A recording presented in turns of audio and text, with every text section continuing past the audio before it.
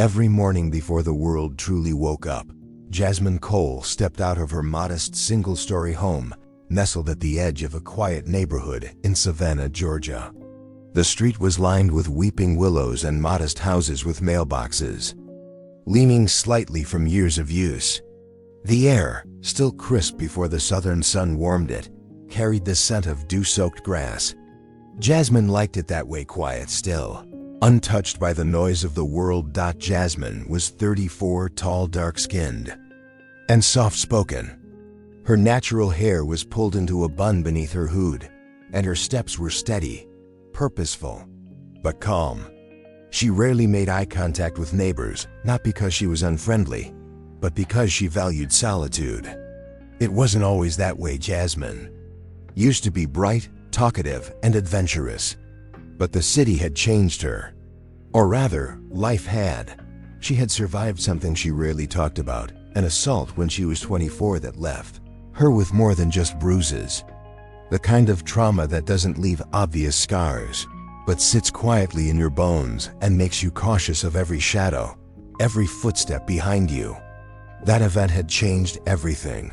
The way she moved, the way she trusted, and even the way she breathed when someone got too close. After months of therapy and self-isolation, Jasmine found peace in two unlikely places: technology and dogs. She studied cybersecurity, eventually earning certifications that allowed her to work remotely. And she adopted Bear and Titan, two dogs that would not only become her best friends, but her lifeline. Bear was a massive Belgian Malinois with alert, amber eyes and a constant readiness in his posture. Titan, a German Shepherd with a thick sable coat, was slightly smaller but equally intense. They were retired military dogs from a canine handler program that rehomed war dogs once their service ended. Jasmine had stumbled upon the adoption program by chance, not fully realizing what it meant to take in such dogs. The application process was rigorous: home evaluations, background checks, interviews. These weren't normal shelter dogs. They had seen war, real combat, explosives, threat detection, and loss. Both Bear and Titan had been deployed overseas, serving on military bases and front lines. Bear had been part of explosive ordnance disposal patrols in Afghanistan. Titan had served in Eastern Europe, guarding high-security facilities and engaging in live operations. When Jasmine finally brought them home, she thought she was saving them. In reality, they were the ones who saved her. Training them wasn't. Easy military dogs weren't exactly built for casual walks and fetch in the park. They responded to sharp commands in German. Their reactions to stimuli were fast, automatic. But there was a gentleness in both of them, buried beneath their discipline and intensity. It took months of bonding, but eventually they came to see Jasmine as their new commander. And she, in turn, trusted them with her life. Their routine became sacred. At 6 a.m. sharp, Jasmine would put on her dark blue windbreaker, slide on her wireless earbuds, and step outside with the leashes in hand. Bear would wait patiently at the door. Titan would trot in slow circles, anticipating the walk. They always took the same trail, a winding path that ran behind the neighborhood, cut through a small patch of forest, and looped around an old, abandoned church before connecting back to the main road. The trail was beautiful in its isolation. Towering pines stretched overhead like cathedral pillars, and the earth beneath was soft from years of use. In spring, wildflowers would sprout along the edges. In winter, the bare branches created eerie silhouettes in the fog. It wasn't popular. Few joggers came through, and even fewer stayed long. That suited Jasmine just fine. The fewer people, the better. Bear and Titan walked in a disciplined formation, one on each side of her, scanning the environment as if they were on patrol. They didn't pull on the leashes or get distracted. When a rabbit darted out once, both dogs froze, not in excitement, but in analysis, waiting to see if the animal posed a threat. That was how trained they were. Sometimes Jasmine forgot they were pets. They moved like professionals, not companions. And yet, at home, they were affectionate. Bear would rest his head on her lap while she worked on her laptop, and Titan would bring her his favorite toy, a ragged tennis ball, to drop at her feet like a child, demanding attention. These dogs were her family, the only living creatures she allowed to be truly close. They didn't judge, didn't ask questions, didn't pry into her past. They simply protected her. People in the neighborhood noticed her, but kept their distance. Some whispered that she was strange. Others admired the beauty and discipline of her dogs. A few even made comments. She overheard comments laced with subtle racism, suggesting that someone like her didn't belong in this kind of neighborhood. Jasmine ignored them all. She had long since stopped trying to explain herself. She had moved to the area for quiet, for safety, for space to exist without constantly looking over her shoulder. But peace is a fragile thing, and Jasmine was about to find out just how quickly it can be shattered, because someone else had been watching her from behind the rusted fence at the edge of the woods, behind the empty churchyard that no one dared enter after dark. A pair of eyes had followed her routine. A man, young, white, restless, and angry. He had seen her walk that trail each morning like clockwork, seen the dogs, seen her alone. And in his twisted mind, he didn't see danger. He saw a challenge. He wasn't alone either. There were 4 others just like him. Young men without futures, drunk on hate and online bravado. They weren't just delinquents. They were looking for a fight, looking to make a statement. And they had chosen Jasmine, but what they didn't know, what they couldn't possibly understand, was that Jasmine wasn't alone. She walked with warriors. They called themselves the Red Swarm. It sounded like a street gang in a bad movie, but to Brent Walker and his 4 friends, it was a declaration, a name that meant something, at least to them. In reality, they were 5 angry boys, in men's clothing, all white, all under 25, all fueled by cheap beer, broken homes, and the internet's ugliest corners. They spent their days on forums that talked about racial purity and taking back the streets, even though none of them had ever done anything meaningful with their lives. Brent, their self-appointed leader, had dropped out of community college after 1 semester and still lived in his stepdad's moldy trailer. His room smelled like unwashed laundry and energy drinks, and his phone was full of hate-fueled memes and videos meant to radicalize. He wasn't particularly smart or strong, but he was loud, and sometimes that was enough to lead weak men over. The past few months, their antics had grown bolder. It started with graffiti, racial slurs spray-painted on fences in minority neighborhoods. Then it escalated to smashing windows, flattening tires, and cornering black kids at the bus stop, taunting them until they ran. They filmed everything on their phones. Not to share publicly, not yet, but to relive in private like a twisted trophy room. Brent's obsession with Jasmine began 2 weeks earlier. He had spotted her walking on the trail while he was biking near the old church, smoking with his friend Mikey. She had passed without noticing them, her dogs flanking her like shadows. "Damn," Brent had muttered, squinting at her from a distance. "Look at her. Thinks she's tough 'cause she's got dogs." Mikey snorted. "Those things look like they'll bite your damn face off." Brent grinned. "So what? Dogs are no dogs. She's just some stuck-up black chick walking around like she owns the place. Probably thinks she's better than us." That was all it took. One comment, one assumption. In Brent's warped mind, Jasmine had become a target. Not because she'd done anything wrong, but because she existed confidently in a world he hated. A world where he felt powerless. Where people like her dared to walk freely, unbothered, as if his presence didn't matter. He started watching, parking his beat-up truck down the block from her house early in the morning, tracking her routine. She left every day at 6 a.m. Sharp, same trail, same dogs, same hoodie. Always alone. She thinks no one's watching. He told the others during one of their late-night planning sessions in his garage. "We scare her a little, let her know this ain't her neighborhood. Just a little message, nothing big." "Just a message," Mikey repeated. "We ain't trying to go to jail, man," Brent laughed. "We won't touch her. Just surround her. Flash a blade or something. Make her drop to her knees. Watch her beg." There were murmurs of agreement, but no one fully believed it would happen. They had made plans like this before that never materialized. It was all talk, mostly, but this time felt different. Brent had a look in his eye. That twitchy, dead stare that meant something bad was coming. They picked a morning, Friday.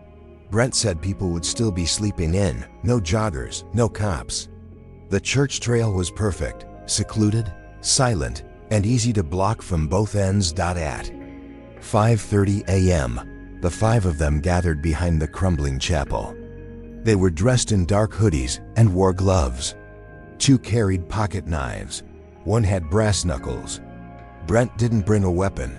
He wanted it to be personal. They waited in silence, crouched behind thorny brush. The air was wet with humidity, and the smell of decay from the old church clung to their clothes. From a distance, the first light of dawn bled into the treetops. Then they heard it. Footsteps. 2 sets. And the soft click of claws on gravel. "She's coming," Brent whispered. Mikey peeked through the leaves. "Yeah, dogs are with her." Brent grinned. "Good. I want her to see what happens when she thinks dogs make her untouchable." He raised a fist and the others spread out. 2 ahead on the trail, 2 behind, and Brent staying in the center, hidden in the shadows. They would wait until she was trapped. No escape. No help. Jasmine, unaware, kept walking. She had her earbuds in, playing a podcast on behavioral science. Bear was on her left, Titan on her right. Their pace was synchronized, smooth, steady, as if they had marched this path 100 times. In truth, they had. But Bear suddenly stiffened. His ears twitched. Titan let out a soft rumble in his throat, a sound Jasmine had only heard once before, when a stranger had approached her car at night. It wasn't a bark. It was a warning. She paused the audio and stopped walking. The trail felt wrong. The silence around her wasn't the normal kind. It was too still, too deliberate, like something holding its breath. Jasmine's eyes scanned the trees. She saw movement, a blur of black in the bushes, then another shape behind the crooked tree up ahead. Her pulse quickened, and then she heard it. A laugh. Low, male, too close. A figure stepped out into the trail ahead, face half covered in a hoodie. Another appeared behind her. Her heart began to race, but her mind stayed sharp. She didn't scream. She didn't run. Instead, she tightened her grip on the leashes and gave a command in a voice calm but firm. "Schutz." In an instant, Bear and Titan straightened like soldiers snapping to attention.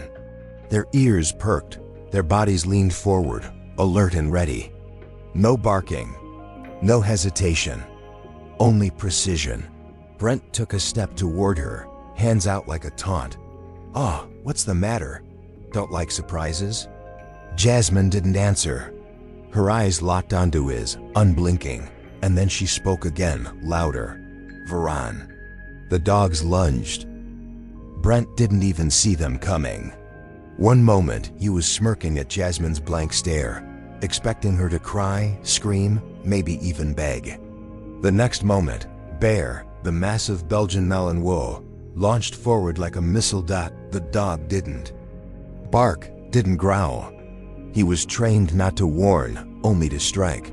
Bear's jaws clamped onto Brent's arm, the thick leather of his hoodie offering no protection from the crushing pressure.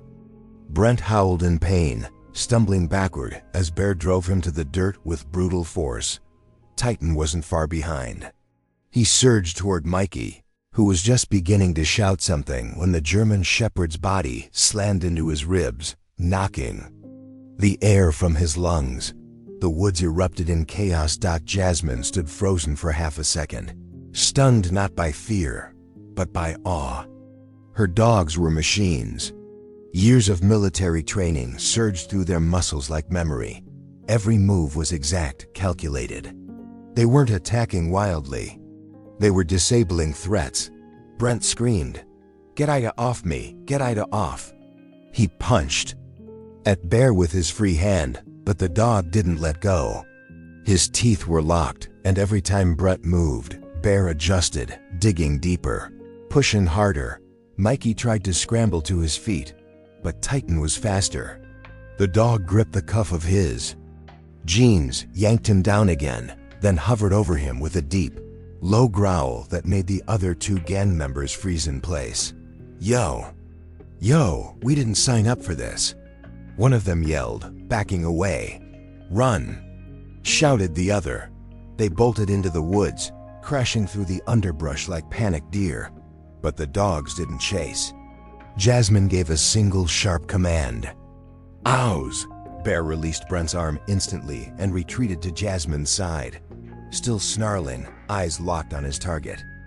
Titan backed away from Mikey and stood beside his brother, ears high, chest heaving. Brent was curled in a fetal position, holding his bleeding arm, sobbing. Mikey lay on his back, stunned, mouth open, trying to speak but saying nothing. Jasmine stood above them both. Her breathing was steady now, her fear gone. She looked at Brent with cold clarity, no longer a victim, no longer a woman afraid to walk alone. She was someone else now. Someone rebuilt. "You picked the wrong woman," she said, her voice low. Brent whimpered something about dogs being illegal, about calling the police. Jasmine almost laughed. "You were 5 grown men hiding in the woods, waiting to ambush a woman," she said sharply. "You don't get to play victim." She reached into her pocket and pulled out her phone, which had been recording from the moment she saw the first shape behind the tree. "Smile," she added. "I've got everything." She dialed 911 calmly. "Hello?" "Yes. I was attacked while walking my dogs on the Ridgewood Trail near the old church. 2 men are down. The other 3 fled into the woods. I have video evidence. My dogs defended me." She listened for a moment. "No, I'm not injured. But one of them is bleeding. He may need medical attention." Brent let out a moan. "Serves you right," Jasmine muttered. She crouched beside him, not close enough for him to grab her, but close enough to speak. "You think you're strong because you roll in packs and ambush women. But let me tell you something. Real strength isn't found in hate. It's in control, discipline, loyalty." Bear and Titan stood perfectly still, not panting, not distracted. They watched Brent and Mikey like statues carved for war. Jasmine stood again as the sound of sirens echoed faintly in the distance. Minutes later, flashing lights painted the trees red and blue. 2 police cruisers pulled up to the trail's opening, followed by an ambulance. Jasmine raised one hand to signal them. The officers were cautious, as anyone would be seeing 2 large, muscular dogs beside a black woman and 2 injured white men. One officer, a white man in his 40s with graying temples, stepped forward. "Ma'am, please tell us what happened." Jasmine handed over her phone, still recording. "You can watch it, but in short, I was walking.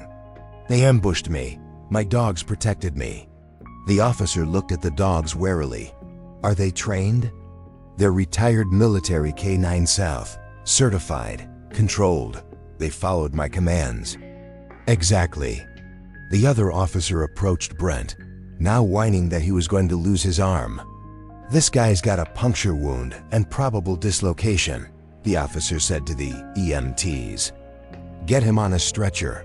Brent tried to twist the story. "She sixed those dogs on us. We weren't even gonna hurt her." Jasmine raised an eyebrow. "You were 5 men waiting in the woods to not hurt me?" The officer nodded toward the phone still in Jasmine's hand. "You said you recorded everything?" "From the moment I saw them, audio and video. It's all here." That changed the tone immediately. The officers took statements. Jasmine explained the military background of her dogs and provided their certification papers. which she kept copies of on her phone. Her voice never shook. She didn't cry. She didn't beg. She was firm, precise, professional. By the time the officers had finished watching the footage, the remaining 2 thugs had been found by K9 search units and taken into custody. One officer looked back at Jasmine with something like respect. "You handled yourself incredibly well," he said. Jasmine simply nodded. "I've had practice." The medics wrapped Brent's arm, and as they wheeled him past her on the gurney, he muttered under his breath, "You crazy." Titan growled, stepping forward a single inch before Jasmine whispered, "Plax." The dog sat instantly. She didn't even look at Brent. She just said, "Be grateful they held back."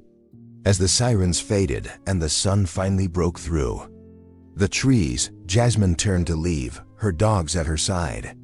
The trail that had once been a source of anxiety now felt like a place she had claimed. And this time, she walked with her head high, not just with trained protectors beside her, but with the knowledge that she no longer had to be afraid. By the time Jasmine got home, her adrenaline had finally worn off. The calm resolve that guided her through the entire confrontation had faded, replaced by the full-body tremble that often comes after surviving something traumatic. She sat on the edge of her porch, still in her windbreaker, leashes dangling loosely from her fingers, her heart pounding behind her ribs like a second pulse. Bear sat quietly by her feet, Titan curled up just behind her, occasionally licking the edge of her palm, sensing her unease. "You boys did good," she whispered, her voice hoarse. "Real good."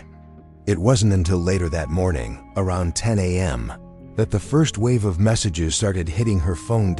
It began with her neighbor, Mrs. Jennings, a kind but nosy older woman who lived across the street. "Jasmine, honey, I just saw something on the local Facebook page. Is it true what happened on the trail this morning?" Jasmine hadn't realized it yet, but someone, one of the first responders, likely had leaked the story. And not just the official story, but the full footage from her phone. It had already gone semi-viral by the time she opened her browser. Black woman ambushed on trail. Her dogs took them down in seconds. Veteran K9 South Protect owner from racist attack. Varan, the command that saved her life. Some titles were accurate. Others sensationalized everything. But the footage told the truth. You could see Brent clearly stepping out with malicious intent. You could hear the threats.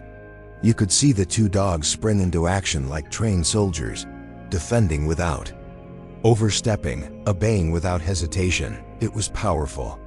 And it made Jasmine an unwilling symbol. By noon, her name was trending. Local journalists reached out for interviews. Then regional news stations. Then national outlets.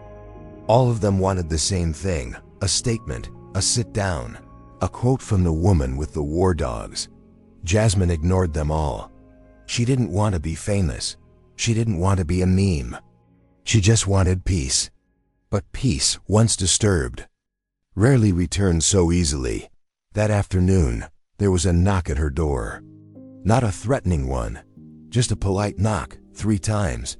She peeked out and saw Officer Ruiz, one of the patrolmen from earlier. Latino, calm eyes, soft demeanor. "I wanted to check on you," he said when she opened the door. "I also brought this."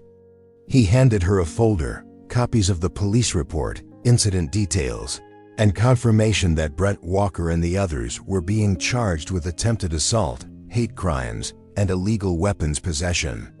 The day had moved swiftly, especially after seeing the public outcry.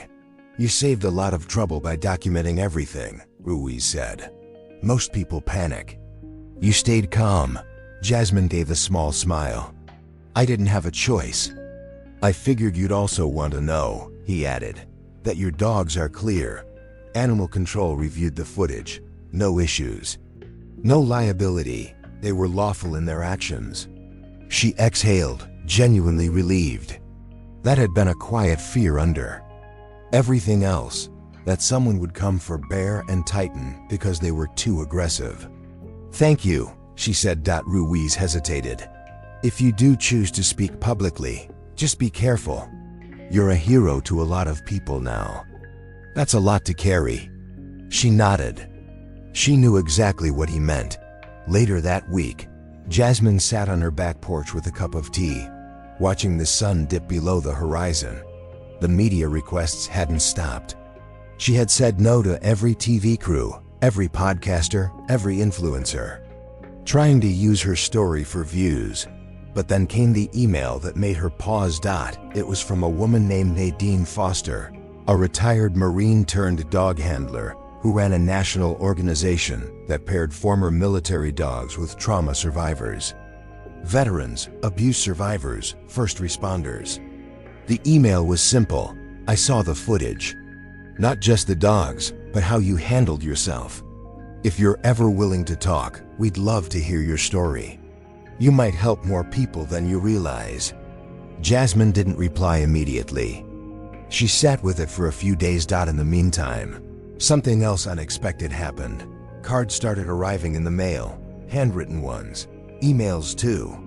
Messages from women across the country, Black women especially, thanking her. Some told stories of being followed, of being harassed, of walking with keys between their fingers because they couldn't afford protection. Others told her she inspired them to adopt dogs. Some simply said, "Thank you for standing tall." She read every single one, not because she liked attention, but because for the first time in a long time, she didn't feel so alone. A week after the incident, Jasmine agreed to one public statement. She didn't choose a talk show or a news station. She sat on her porch with Bear and Titan on either side of her and recorded a 5-minute video with her phone. No makeup, no script, just truth. She posted it to her private social media page and let it ripple on its own. In the video, she said, "I didn't ask to be attacked. I didn't ask to become a story. But I'm grateful for Bear and Titan and for the training they received, not to kill, but to protect. And I'm proud of myself for standing my ground, for surviving." To anyone watching who has ever felt afraid just walking through your own neighborhood, I see you. I was you. And if this incident shows anything, it's that fear can be overcome with preparation, with awareness, and sometimes with 130-pound heroes by your side. That video would be watched over 6 million times within a month. And Jasmine, still the quiet woman who just wanted to walk in peace, began to understand something deeper, that her story wasn't just her own anymore. It had become a banner, a warning, a lesson, a mirror. She didn't want fame, but she'd found purpose. What Jasmine didn't expect after the video went viral was how many doors would suddenly open, and how fast. Within days, she received invitations not just from journalists, but from foundations, universities, even federal agencies. Some wanted her to speak about personal safety, others about race, women's empowerment, dog training, trauma recovery, or just to share her inspiring story. One request stood out. It was from a Department of Defense Veteran Liaison program. They wanted her to consult on a project rehoming retired military dogs with civilians in vulnerable communities. She reread the message 4 times, blinking. Her, a woman who barely left the house 2 years ago, being asked to shape government policy.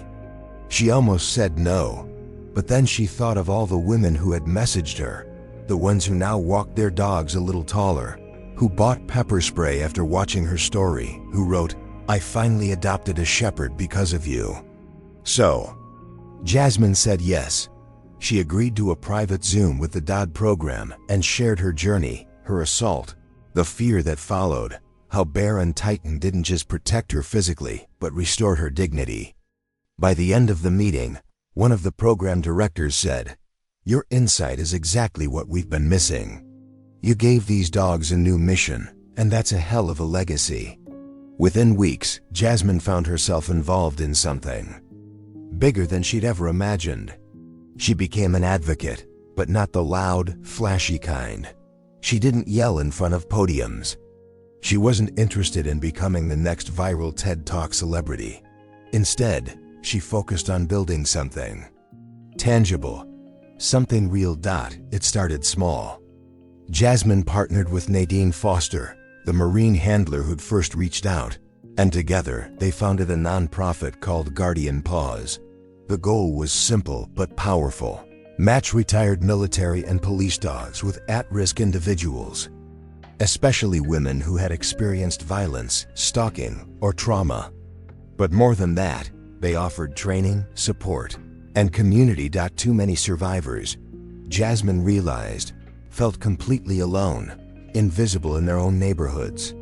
Guardian Paws would not only connect them with elite, trained animals, but would teach them confidence, awareness, and resilience. Word spread fast. Donations began pouring in, many from people who had never owned a dog but had watched Jasmine's video and felt moved. Protecting the protectors. Someone wrote in the comments. Within 6 months, Guardian Paws opened its first physical training center in Georgia, a modest facility with kennels, an obstacle course, and a quiet room for trauma-informed therapy sessions. Jasmine didn't run everything herself, but she was there, often, helping women learn commands, watching them bond with the dogs, seeing the exact moment their body language changed, from nervous to assured. It was healing, not just for the participants, but for her too. As Guardian Paws grew, so did the attention. A popular streaming platform reached out, proposing a documentary series. Another network pitched a dramatized TV movie. Jasmine declined both. But when a former CNN producer offered to create a documentary that focused solely on the dogs and the survivors, with no scripts, no drama, no reenactments, just truth, Jasmine agreed. It aired under the title, Voran, the command that changed everything. The film wasn't flashy. It was quiet, slow, and powerful. Interviews with Jasmine, footage of training sessions, stories from other women who had found hope through Guardian Paws. And at the heart of it all, Bear and Titan, always alert, always watching, always calm. The documentary earned critical acclaim. But more importantly, it tripled adoption interest in the program. One reviewer wrote, "This isn't a story about dogs attacking bad guys. It's a story about reclaiming power and how sometimes the best protection is silent, loyal, and four-legged." Meanwhile, the men who had ambushed Jasmine were going through the legal system. Brent and Mikey faced the harshest penalties: felony assault, hate crime enhancement, and unlawful weapons possession. The other 3 had accepted plea deals in exchange for testifying. The courtroom was packed during sentencing. Jasmine chose not to attend the early hearings. She didn't need to hear excuses. But when the final sentencing day came, she showed up, not for closure, but for presence. She wore a simple navy blazer. Bear and Titan were not with her. She didn't need them in that room. She brought only herself. The judge, a stern black woman in her 50s, delivered her ruling with force. "What you did was not just a crime against one woman. It was an attempt to enforce fear through racial hatred and gendered violence. But you failed." She didn't run. She didn't scream. She stood, and she was protected by loyalty stronger than any weapon you carried. Brent was sentenced to 8 years in prison, with no chance of parole for 5. Mikey got 6. The others, who had cooperated, received probation and mandatory hate crime rehabilitation programs. Jasmine walked out of the courthouse in silence. No media, no crowd. Just the breeze. Just peace. She never thought justice would feel like this. Not triumphant, but still. A year later, Jasmine was no longer just the woman with the dogs. She had become a quiet force in the world of trauma recovery and protective canine work. She still walked that same trail behind her house. Still at 6 a.m., still with Bear and Titan at her side. But now, people recognized her. Joggers waved. Mothers with strollers nodded politely. And sometimes, young girls walking alone would pass her and whisper, "Thank you." She didn't always respond. She didn't need to. Bear and Titan, older now, still sharp as ever, trotted with pride. They weren't just protecting her anymore. They were walking symbols, proof that even in a world full of danger, you could reclaim your power. Sometimes, Jasmine would pause at the spot where it happened, where Brent had stepped out from the trees. Thinking he was in control, she would glance down at her dogs, who always looked up at her as if to say, "We're ready," and she'd nod. "Let's go," she'd say, and they would walk forward, always forward. It was a quiet autumn morning when Jasmine received the letter. Not an email, not a text, an actual handwritten letter delivered through the mail. The envelope was plain, the return address unfamiliar. She hesitated before opening it, standing in her kitchen with a warm mug of tea and the dogs resting near her feet. Inside, the writing was rough, uneven. Male handwriting. "Ms. Jasmine, I don't expect you to forgive me. I don't deserve it. But I need to say this anyway. That night I thought I was in control. I thought I could scare you.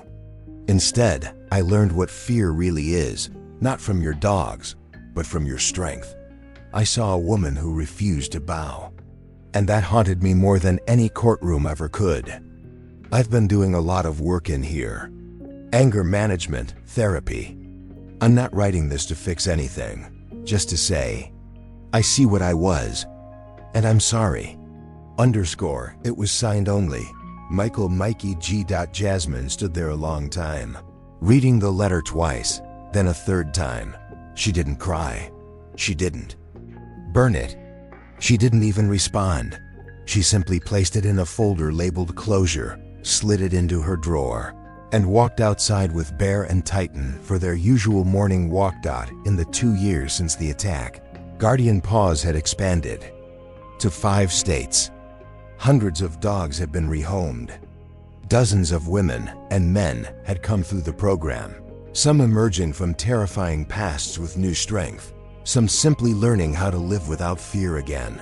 One of Jasmine's favorite participants was a teenage girl named Tasha, who had been assaulted by a neighbor at 14 and had since refused to leave her house without her mom.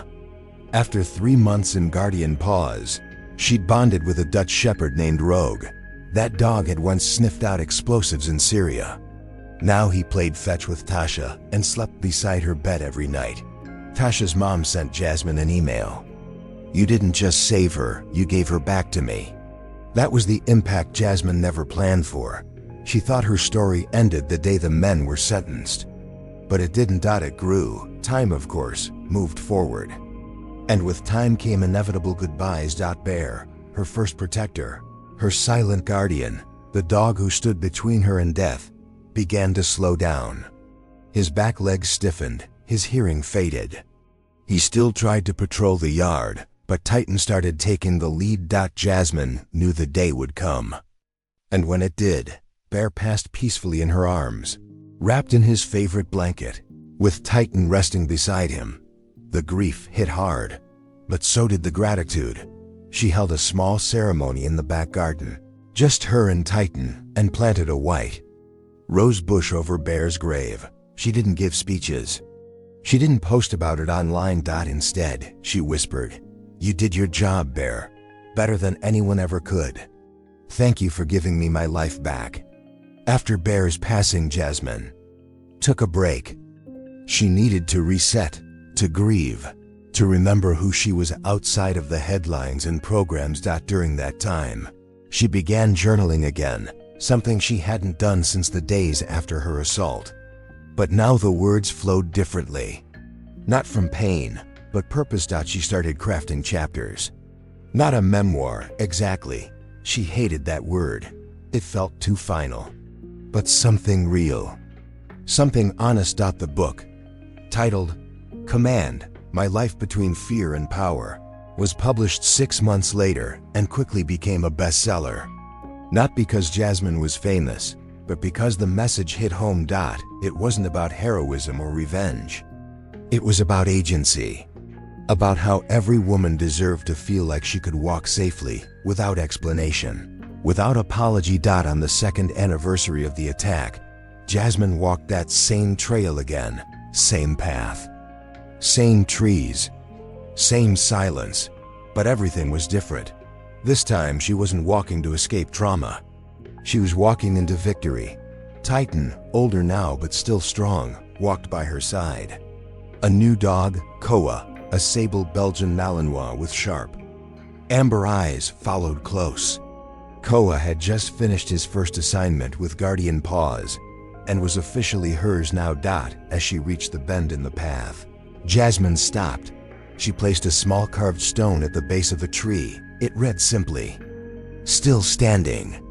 A jogger passed, looked at her with curiosity, then smiled. Jasmine smiled back. The woods no longer felt like a place of danger. They felt like home. When asked by a news anchor during a rare live interview what she wanted people to remember about her story, Jasmine answered without hesitation, "That I'm not special. I didn't do anything anyone else couldn't do. What saved me wasn't luck, or rage, or revenge. It was the decision to stop shrinking, and 2 dogs who refused to let me fall." The audience was silent for a moment, then erupted in applause. But Jasmine didn't smile because of the praise. She smiled because she knew, somewhere out there, another woman was watching. Another survivor. And maybe, just maybe, she would decide to stop shrinking too. This world isn't kind to quiet women. It feeds off their silence. It counts on their fear. But sometimes, silence ends in a single command, a single moment of courage, and the world is never the same again. She was just a woman taking a walk. And now she's the reason hundreds of others feel safe to do the same. Not all heroes wear capes. Some wear scars and walk beside wolves.